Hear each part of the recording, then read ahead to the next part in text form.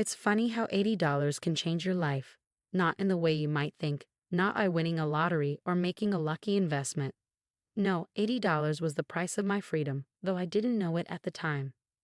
I was 23, fresh out of college, working my first real job at a small tech startup. The pay wasn't great, but I loved the work. I was learning, growing, dreaming of building something of my own one day. My parents, though, they had different ideas about success. Olivia, we need to talk. My mother's voice crackled through the phone one evening. I was still at the office, debugging code that would later become the foundation of my company. Your father and I are a bit short this month. We need $80 for the cable bill. It wasn't the first time they called asking for money. Ever since I'd started working, they treated my bank account like their personal emergency fund. 20 here, 50 there, small amounts that added up to thousands over time.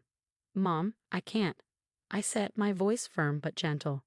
I've already helped with the electricity bill last week, and the car payment before that. I need to save for my own future. The silence on the other end was deafening. Then came my father's voice. He must have been listening on speaker. Your own future, he scoffed. What future? Working at that worthless startup. We put you through college, and this is how you repay us. I closed my eyes, remembering the student loans I was still paying off. Loans that were in my name, not theirs. Dad, I pay for college myself. I'm still paying for it. After everything we've done for you, my mother chimed in, her voice rising. We gave you a home, raised you, and now you won't even help with $80. What kind of daughter are you? I felt something snap inside me. Years of guilt, manipulation, and financial drain crystallized into a moment of clarity. I am a daughter who needs to stand on her own feet, I replied, my voice steadier than I felt. And you are parents who should do the same. How dare you? My father exploded. If you don't send that money right now, you're dead to us. Dead, you hear me? I gripped my phone tighter, tears threatening to spill. I hear you, Dad. I hear you clearly for the first time. Then make your choice, my mother added, her voice cold. Your family or your precious money. I took a deep breath, thinking about the code on my screen, the dreams in my heart, and the future I wanted to build. I choose my future, I said quietly. Then you're no longer our daughter, my father spat. Don't ever contact us again. The line went dead. That night, I stayed late at the office, pouring my pain into my work. The code I wrote through my tears would later become the core algorithm of my company's first product. But I didn't know that then. All I knew was that I'd lost my family over $80. The next few months were a blur of work and loneliness. My parents kept their word. They blocked my number, returned my letters unopened, and told the entire extended family that I was dead to them. My cousins, aunts, and uncles who had always praised my academic achievements and career choices suddenly treated me like a pariah. But something unexpected happened. Without the constant drain on my resources and emotional energy, I started to thrive. The small savings I managed to build up became my seed money. The extra hours I used to spend dealing with my parents' financial emergencies went into developing my own software. My startup noticed. 6 months after that fateful phone call, my boss called me into his office. Olivia, the algorithm you developed, it's revolutionary.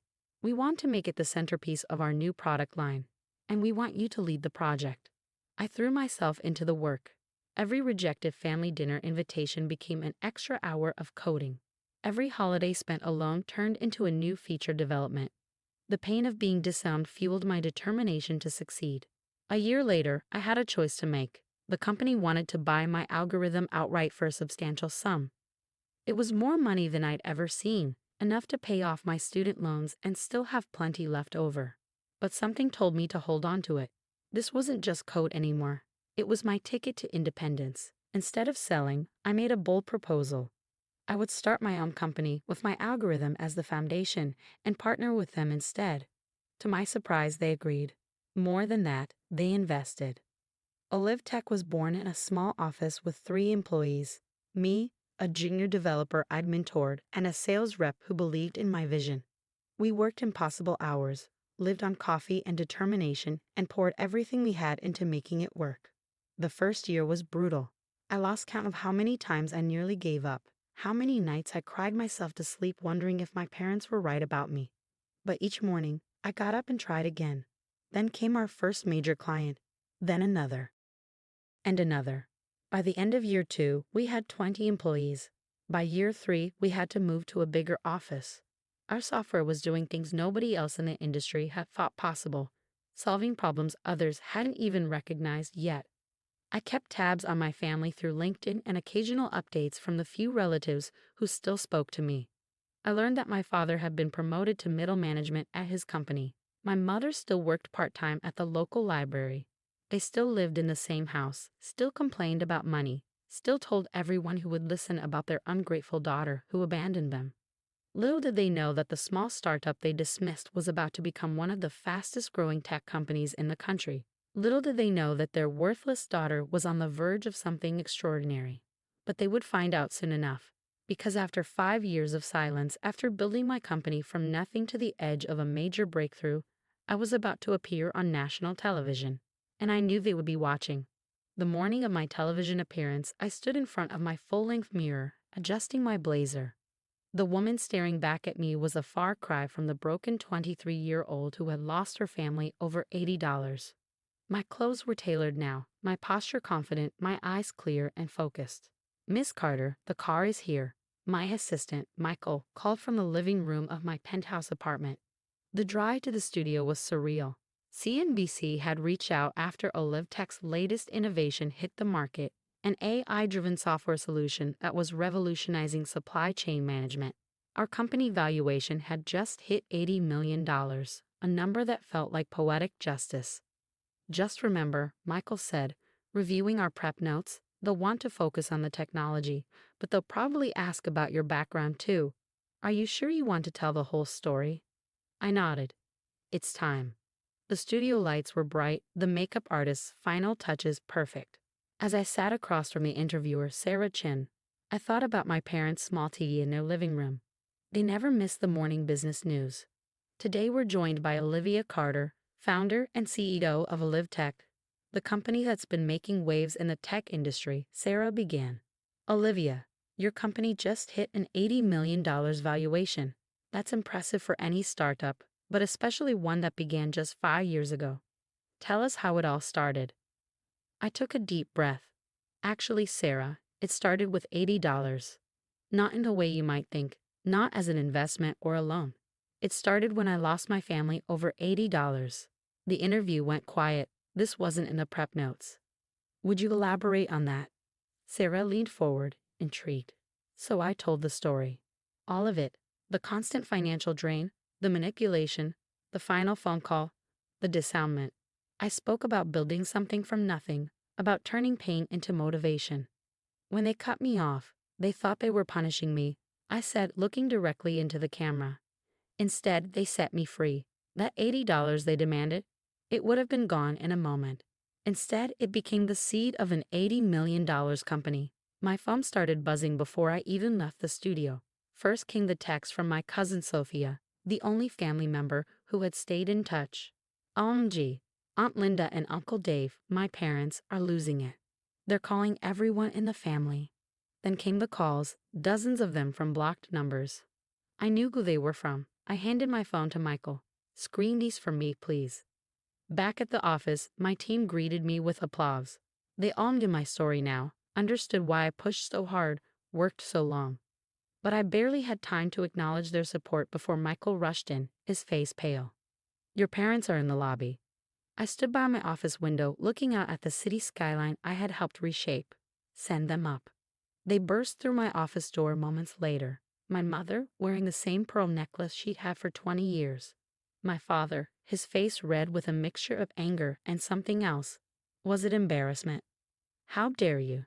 My mother started. "How dare you air our private business on national television?" I turned slowly. "Private business? You mean the story you've been telling everyone for 5 years? About your ungrateful daughter who abandoned her family?" "We came to give you a chance to apologize," my father cut in. "To make things right." I laughed softly. "Make things right? You mean now that I'm worth something to you?" "We're your parents," my mother cried. "We gave you everything." "No," I said firmly. "You gave me an ultimatum over $80. And now you're here, not because you miss me, not because you're sorry, but because I'm successful." My father's face softened slightly. Princess, let's put this behind us. We're family. We should be celebrating your success together. My success? I walked to my desk and pulled out an old envelope. You mean the success you said I'd never have? The dreams you called worthless? I slid the envelope across the desk. Here's your $80, with 5 years' interest. They stared at the check, their faces a mix of shock and shame. But we don't want your money, my mother whispered. We want our daughter back. The daughter you had doesn't exist anymore, I replied. You killed her the night you chose $80 over her. The woman standing before you, she built herself from the ashes of your rejection. Please, my father's voice cracked. We made a mistake. Yes, you did. I agreed. And it was the best thing you ever did for me, because it taught me exactly what I'm worth. And it's a lot more than $80. I pressed the intercom. Michael, please escort my guests out. Olivia, wait. My mother called as security approached. What about family? I met her eyes one last time. Family doesn't disown you over $80. Family doesn't come back only when you're worth millions. What you taught me that night wasn't about money. It was about value. My own value. And that's something I'll never let anyone discount again. After they left, I sat in my office as the sun set over the city. My phone kept buzzing with messages from relatives who had shunned me, now eager to reconnect. I turned it off. On my desk sat a framed dollar bill, the first revenue a live tech ever earned. Beside it, I placed the uncashed check I had written to my parents. 2 pieces of paper, 2 very different kinds of value. That night, as I walked through my empty penthouse, I didn't feel lonely. I felt free. The $80 that costing my family had given me something far more valuable. It had given me myself. My company continued to grow, eventually expanding globally. The valuation kept climbing far beyond that initial $80 million. But I never forgot the lesson of that first $80, that sometimes the biggest gains come from what you refuse to give away. My parents never cashed the check. Last I heard, they had moved to a smaller house, still struggling with bills. Sometimes I wonder if they ever understood that the real cost of that $80 wasn't financial, it was the relationship they threw away. But I don't dwell on it. Instead, I focus on building something meaningful. Every quarter, Alive Tech donates thousands to organizations helping young entrepreneurs escape financial abuse. Every year, we fund scholarships for students who've been cut off by their families. Because sometimes, the best revenge isn't about getting even. It's about helping others rise above. And sometimes, the smallest amount of money can lead to the biggest change in your life. All it takes is the courage to say no and the strength to face the consequences. In my case, it took $80 to learn I was worth millions, not in dollars, but in self-worth. And that's something no one can take away from me.